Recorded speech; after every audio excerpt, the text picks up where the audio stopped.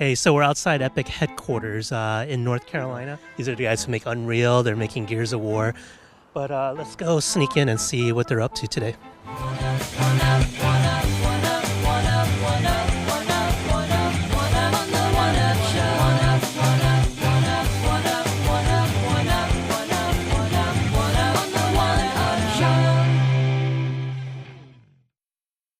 I'm Cliffy B, Epic, Gears of War. We're here giving them an exclusive tour of our wanky new offices. You excited? Yeah, let's go for it. All right, let's check it out. Cool.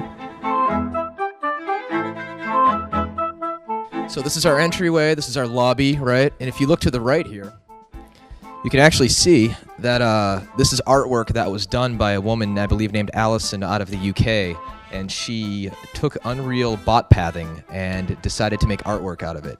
And it actually turned out pretty well, so we decided it would be cool to put in the lobby, so it's kind of like, you know, it's art, right? So let's keep moving.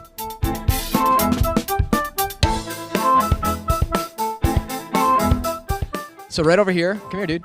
You can see our trophy case, which is, it's modest, but hopefully after we ship a couple of our upcoming games, it'll be pretty kick-ass. I like this one. This is the G4E one, where you could beat somebody to death with it. You can see a little bone and blood and hair right in that corner if you zoom in. A little Jazz 2 action on there. Got the UT1 trophy. And this, which my dog peed on. It's all good. So let's keep moving. So if you look on the right, we kind of have like a timeline of all the Epic games that kind of happened like along the years. And it goes all the way back to like Jazz Jackrabbit and all those games, and I've been doing this for way too long. On the left, you can see all sorts of crazy-ass magazine covers. And here's the start of the media whore, the attention whore. Good old American, Alex Gard and Stevie. God bless them all. Cool. On the right here, we have our test lab. This is where everybody gets together and beats the hell out of each other in versus multiplayer. This is Scott. Say hi, Scott. Look, can we get a shot of his shirt? He's rocking the Omen. So nothing fancy, but, you know, we come down here. We got our dev kits. We have the exclusive Gears of War E3 faceplate, which is going for like $400 million on eBay. There's actually going to be different ones when the games come out. We're partnering with Mad Cats, and they're possibly going to have like controllers and all sorts of crazy stuff. So let's go. We're going to check out the gym now. Shu and I are going to do pull-ups.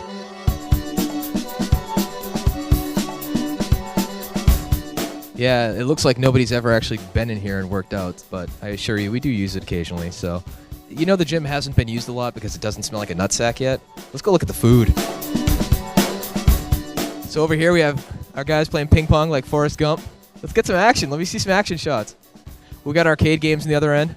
Oh, and here we actually identified everybody who the different employees are on the bulletin board. This is Mike Buck. Works here. Yeah. He was in a band called Thrust. And they actually played with Lita Ford back in the day. He's like, I want to rock. That's classic. All right, let's keep moving. So this is how you know you've hit the big time. Like when I was a kid and I was watching Silver Spoons, they always had a fridge like this. So now that Epic has hit the big time and we have like a big, really difficult to open fridge with lots of frozen dinners, I guess it means we're successful. And we always write like various obscenities that upset the HR people on those. So. We got our nice little basketball hoop out here, which I will take anybody on and I will kick their ass like Shaq. So when we lower it down, I can dunk because I am in fact a white man and I really can't jump. So let's go up to my office and check out my action figures.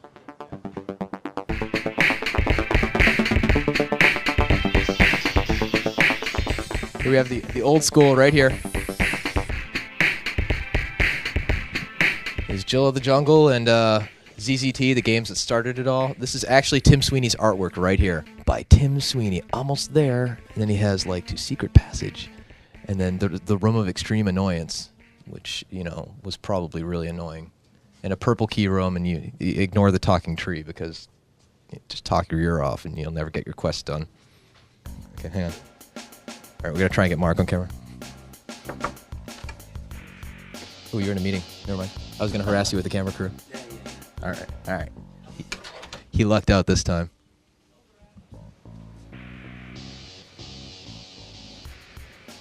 So here we have Dave Nash, level designer extraordinaire. Escaped the clutches of One Electronic Arts to get out here. I did. His daughter's actually going to be a concept artist on Gears of War 2. We're going to kind of go for a Paper Mario type style there. This is Damon. What are you doing? I'm actually adding sound effects to the physics objects over here. Okay, cool. He was formerly of the Ghost Recon Advanced Warfighter team. We kind of stole him. Sorry, Steve Reed. This is my office, and here's my shrine to Optimus Prime. Michael Bay, you fuck this up, I will find you and I will kill you. And you notice it's die-cast metal, by the way, which all good action figures are. This is my workstation. It's my wall of infamy. We have Brittany before she got K-feted, and I'm really hoping she comes back and, and gets the Cheetos off her fingers. We got my autographed Kelly Clarkson picture, which I'm extraordinarily proud of. Got my baby girl and I, Chantel, my dog, Teddy, and my little Ducati ad that I did. Can we get a shot of that? I'm just fucking with you. It's not me. But it looks a lot like me, so. So we've known each other for a little while, and I'll give you some shit once in a while. You can give me all the shit you want, dude. So one thing I want to ask you, just to kind of make fun of you. So you're a self-admitted media whore. Yeah. Like you like the attention. I'm a hooker. You're on the cameras a lot. Does that get in the way of actually, making a game? Well, I mean, at some point, you got to lift your head up and keep selling. I mean, I think there's a certain amount of value to be had to just kind of being like, hey, here's me. If you like the game, check it out. If not, throw tomatoes at me next time you see me at E3, right? I mean, I get a kick out of it, man. I like the fact that I know a lot of the journalists. I like the fact that, we get to do interviews and, do press trips and stuff like that. For me, I mean, I got to go up to New York a couple weeks ago for a few days to kind of do another different kind of press junket, right? And, just being away from the game for a couple days, like, and then coming back and having fresh eyes was actually very revealing for me as far as, what are some of the problems we still have to work out with the game with, all the little nuances of making a great shooter. So that kind of stuff actually, I think, allows me to kind of have a better perspective on the game. You come from a pure shooter background, pretty much, and what does a game like why are there the Halos out there, that do things right, that everyone wants to play, everyone loves, everyone's looking forward to the sequel, and why are there some games like Perfect Dark Zero maybe that some people are into it, but it's not going to have that long-lasting appeal like the Halo does? And then where do you think Gears of War is going to fall into that? The bottom line is, I think what a good shooter gets right is it has that core inner loop of getting the little stuff right. When you pull the trigger, the sound is perfect. The muzzle flash looks good coming off the gun. You can tell that you shot your enemy. You can see your enemy. You can get your crosshair over the enemy. The controls don't feel slippery. You don't feel like you're controlling a 400-pound drunk Marine. You feel like you're controlling somebody who's agile and can do cool moves at the press of a button, right? And, I think that's something that Halo mastered. I think that's something that we're trying to master with Gears. I play a lot of shooters. Like, if it comes out, I play it. And there's been a lot of them that have come out that I think are solid and competent. But there's just something missing. There's that je ne sais quoi of the resonance of, like, when you walk away from the game and you're sitting there at the supermarket buying eggs and stuff and you're thinking about that one moment where you shot the shotgun around the corner and the way the blood sounded and the way the body fell and the way, you were able to just step on your opponent's head and all those little sounds and the experience of the music swelling and it all building up, the particle effects, when you're like, I want to play that again. Whereas, there's other games that just kind of like, technically they don't do anything wrong, but there's like that extra little bit, that spirit, that soul that's just missing, and that's what we're trying to infuse in the game, which is what I think separates a good game from a great game. And you said Resident Evil 4 is a big influence on you, and you've been very vocal about, hey, this is a game that it's influenced me. It's influenced Gears of War development, and it's one of your favorite games. But since then, and this was a couple of years ago, since then, any other big games that have come out that you could say, like, yeah, it's right up there with RE4? No. Absolutely. Nothing? The last two games that I've found ultimately to be the most compelling have still been God of War and Resident Evil 4, because they're unabashedly fine with allowing, like, just pacing first and foremost, the core inner loop of the game was fun. In RE4 it was killing zombies and blowing their heads off. In God of War it was hacking everybody to bits and doing cool finishing moves. And then just the breaking, once you're having the most fun with that, doing something else. You watch a little cutscene about Kratos' background, you have an interactive cutscene in RE4, your inventory management, or you're exploring or just finding goodies and treasures and stuff like that. And, like, I think the pacing, the fact that, RE4 wasn't afraid to make trade-offs of the player. Yeah, you can shoot, but you have to stop and aim, right? And the aiming, it was actually better than Dead Rising's, but it was still somewhat limited. You had to kind of, like, target the different body parts and everything. And I think it was a situation where both games had great pacing, the graphics were solid, the sound was there, the story was solid, and it's the sum of its parts, man. I mean, everyone wants to peg the one thing that makes a game great. Is it this, is it that? And it's just like everything. It's all of it coming together. You don't go to a restaurant and say, oh, that one, spice or one dish was what made that restaurant great. It was everything. It was the staff. It was the the food, it was the wine, it was the whole experience that makes it great. And I think those games had the full experience. Also talked about influences. You said London was really kind of like the catalyst really for the look of a lot of what we see in Gears of War's architecture. Take us through that, like what happened when you first arrived in London. I mean, whenever I talk to people, where are you from, right? I'm like, I want to say Boston and LA, but the truth of the matter is like, it was an hour outside of Boston in the suburbs. It was an hour outside of LA in the suburbs, right? I didn't really grow up in the city. I grew up living in the suburbs my entire life, and the suburbs, from an architectural standpoint, from a creative standpoint, they're not the most inspiring place to be. I mean, sure, being a kid outside of Boston, going through the woods and finding snakes and, having that little Zelda experience, that was great, right? Like, Miyamoto talks about going around the caves in his childhood and things like that. But, finally getting to go to these big cities and really appreciate, the history, the weight, that's why I love New York. I love London. I love the history that's there. I love the fact that these buildings have been there for hundreds of years, whereas, you go to Las Vegas and it's like this fake stucco that was erected like a month ago and it just feels soulless to me, and so going to London and being able to go to places like St. Paul's Cathedral and just Westminster Abbey, and just to feel the weight of the fact that it must have taken hundreds of thousands of man hours to build all of this, and the fact that you could destroy it instantly with one shelling, and just to see what man is capable in the yin and yang of positive versus negative influence, and just to feel the weight of that and the smell of it and all of it and the way the city just feels. I mean, that's to me, that's interesting, and that's a place I'd like to spend a lot of hours in. And the irony, of course, is the fact that we're making a game about explosions and blowing stuff up in these beautiful environments, which the blowing stuff up is what's fun, but you're sad that the environments are destroyed, so it's kind of this conflicted feeling as you're playing it. So when you were in London, and did it just click in like that, where you were like, what, this is all beautiful and I'd love to destroy it in a video game? Well, it's already destroyed for the most part, right? As far as when you're playing in the game and you're in the process of dealing with the creatures that have helped contribute to the destruction of it, right? So I mean, it's not just London also, man. It's like being in like the Met in New York, and walking around and realizing like this is something that a setting that I would like to be in for a lot of hours, and then these are creatures I'd like to fight that are more humanoid and have thick skin and are from the underground of the planet. It's literally, I have my shopping basket and this is my life, and I'm going, that feels good, that's cool, and then kind of crafting that into an experience, right? Did you ever read the comic book The Watchmen by Alan Moore? Yeah. Did some of that influence the storyline in Gears of War? It's kind of similar in the, hey, there's going to be this common threat to humankind that's going to reunite this warring race to fight against one common foe.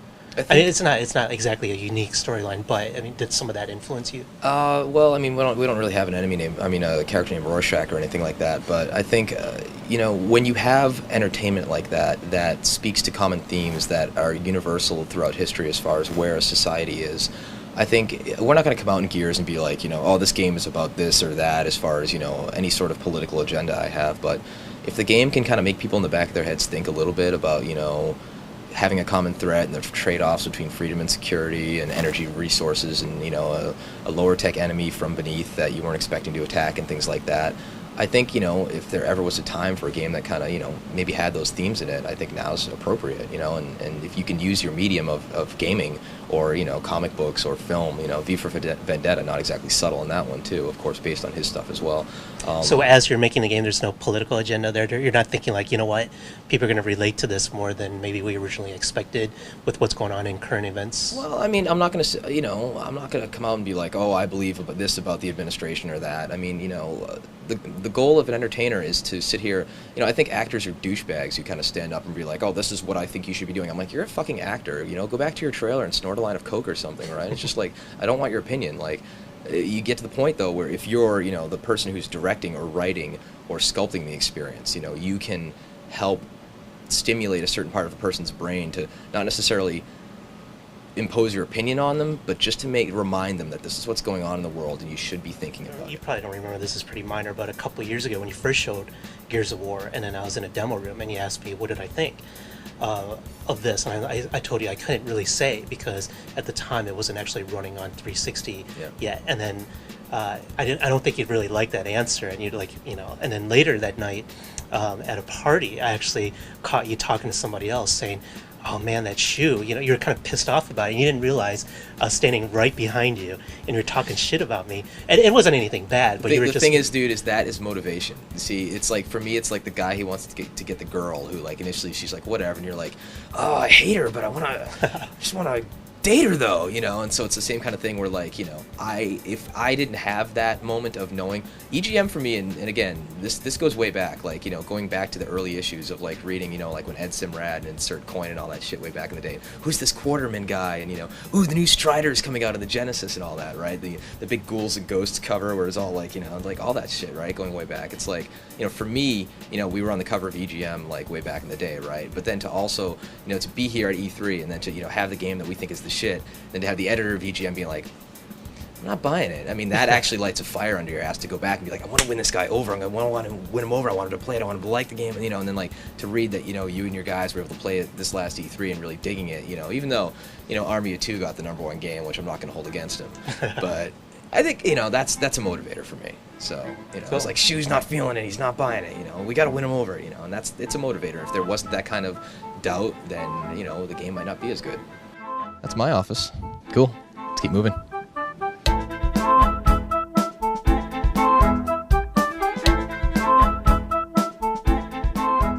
Let's ambush the programmers. Hey, Ray. Ray is the lead programmer of the project who's been bleeding out of the ears to help get it done. There's Jeff. Cool.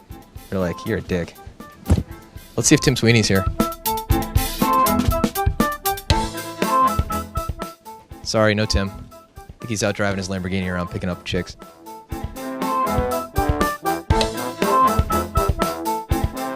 What's up? This is Chris Perna, badass artist. He's a lead artist in the project, responsible for making stuff looking hot. And one of the main reasons, besides Chris, that you're here is to see what's behind you, which is he actually sculpted a locust head. I don't know, that's probably what you look like in the morning, man. Cool. Thanks, Chris.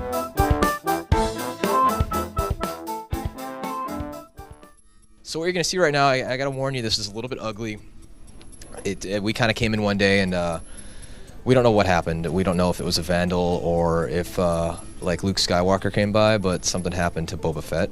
So we're going to go take a look. So last weekend, this used to be like a perfect replica of like the Boba Fett outfit. This is Chris. He's one of the artists in the team, right?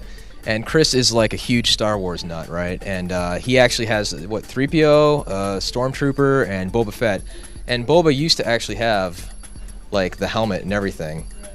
But as you can see, it looked like he got shot by the long shot in Gears, and his head kind of exploded. And it was the saddest thing, man. I popped in on Saturday, and I come in, and Boba's just, like, completely face-planted in the ground. And was this office sabotage? I don't know what it was, man. I think it was a cleaning person, just was more of a Star Trek fan or something.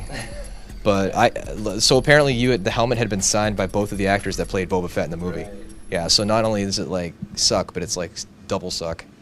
Oh, so here's the other great thing is we have a Mikey actually picked up right here. You see he got Jesus getting owned in football. He's not quite getting owned. No, that kid's totally office linebackering him. Jesus is like, oh, what's up, bitches? And he's like, I got you, Jesus. Who's your savior now? So, gonna get fired for that one. One more thing here. So, there's this company that will actually take 3D models that you send to them and print them out, like as like solid objects. So this is actually a piece of architecture from Gears that Josh J sent in and had it printed out. And you can see, it's fairly solid, right? I actually figured it kind of looked like the Ringwraith crown in Lord of the Rings, right? But right here, like this is something we see all over the place in the game, and then to actually see it in person is kind of cool. It's Pete Hayes. Artist extraordinaire, has a really good toy collection, including a diarrhea slug toy. And so here we have the best part of the office, which is where Kevin works, and he has like the accurate male model. But the great thing is he actually has a detachable penis.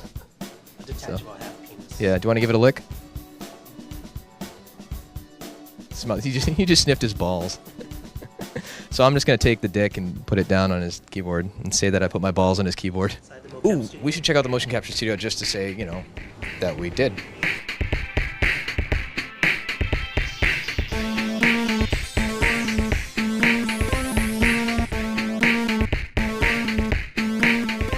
So this is our motion capture studio, and here we have a prop.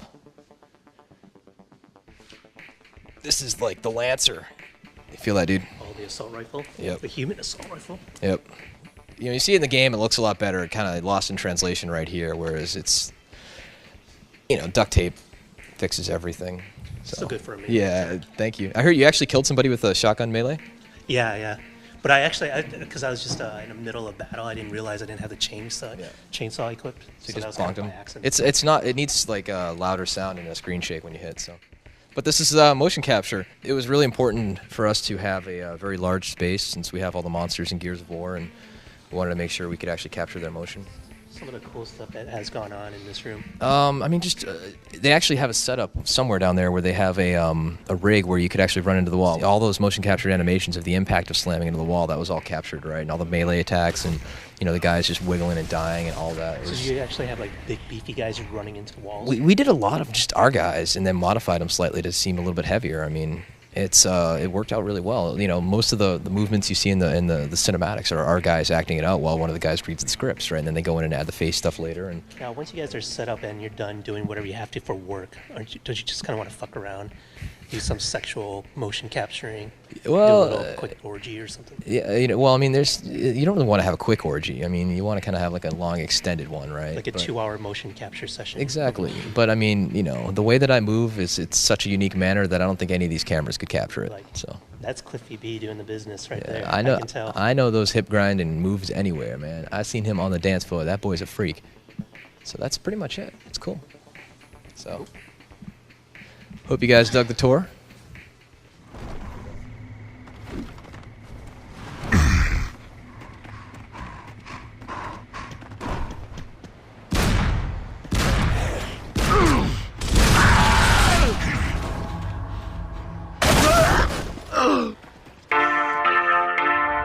We're here at the Totally Scary launch party for Gears of War. It's the celebrity launch. We're here amidst a bunch of smoke and people under blinding lights waiting for celebrities to walk down the red carpet so that we can ask them really hard questions about video games.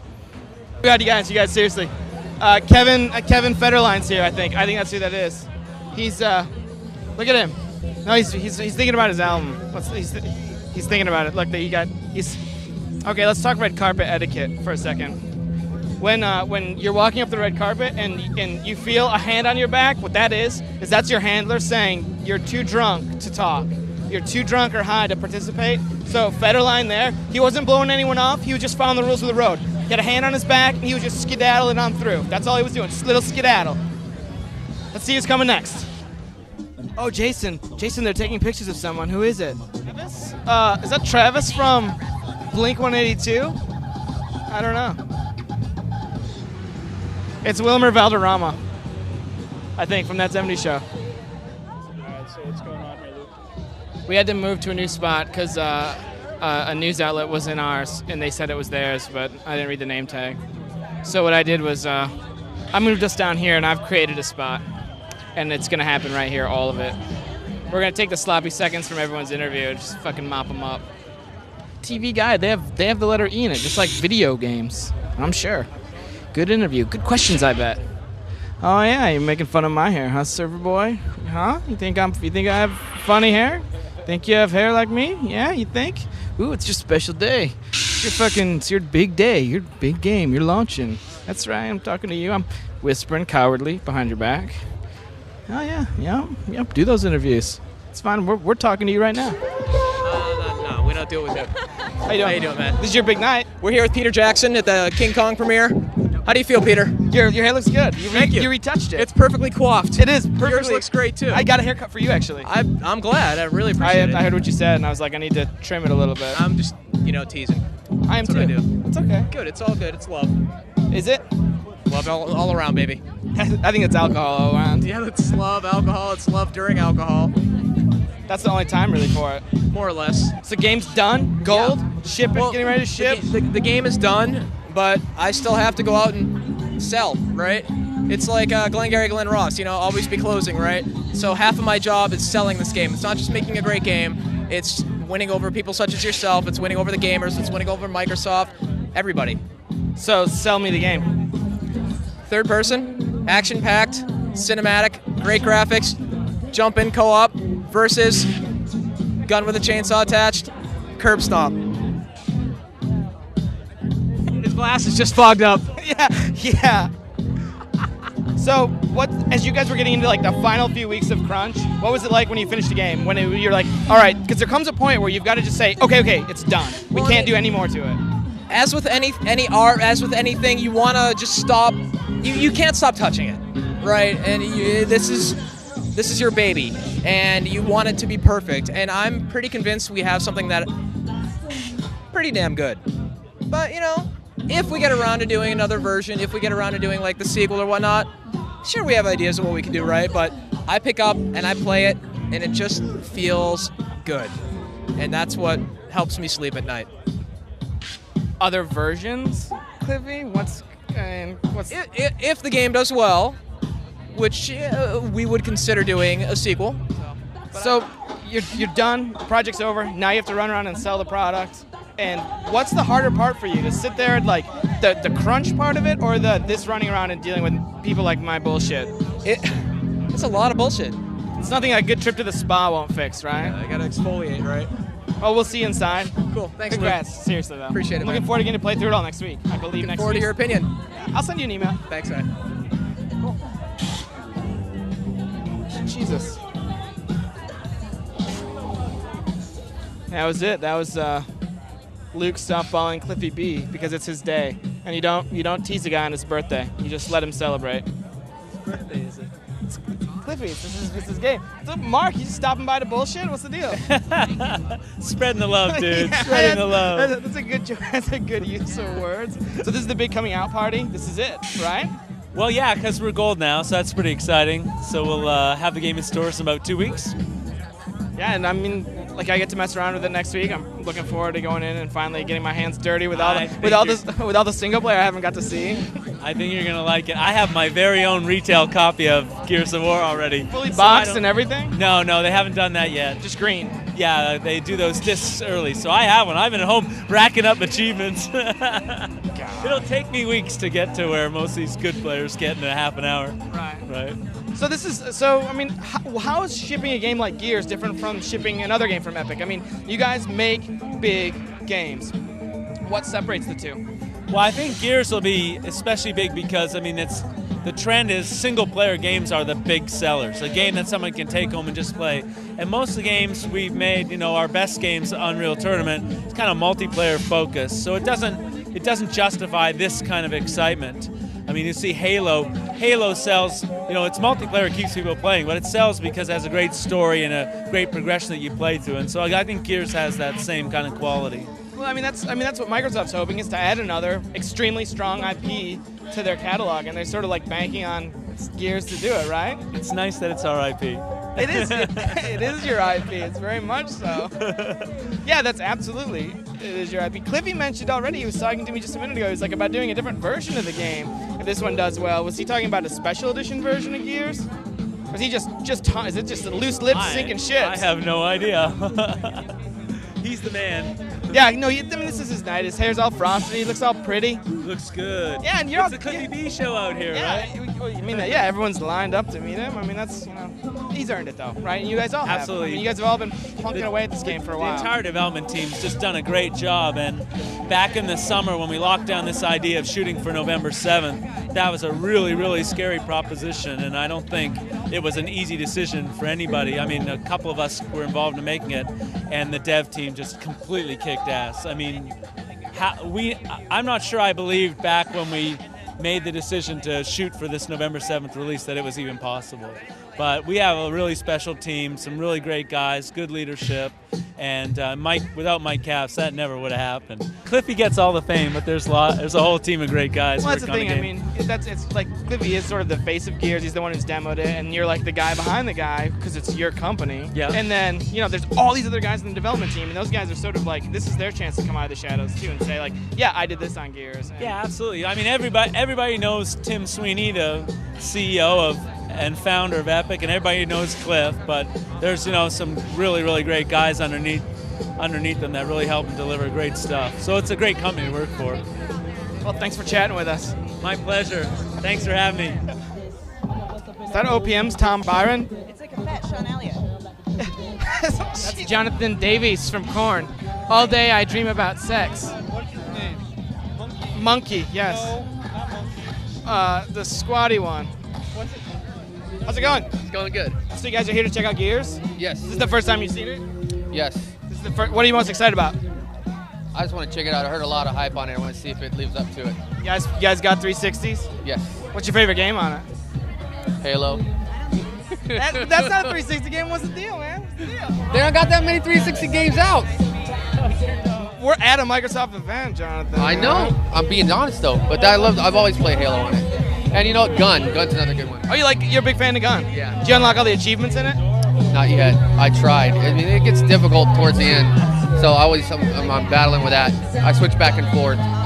Well, if you see Cliffy tonight, Cliffy Blazinski, the guy behind the game, joke about his game and call it stop and plop and see what he says. His thing is stop and plop, but if you just say stop and plop and see what he does. All right, I'll do it. Thanks, Lex. Thanks, man.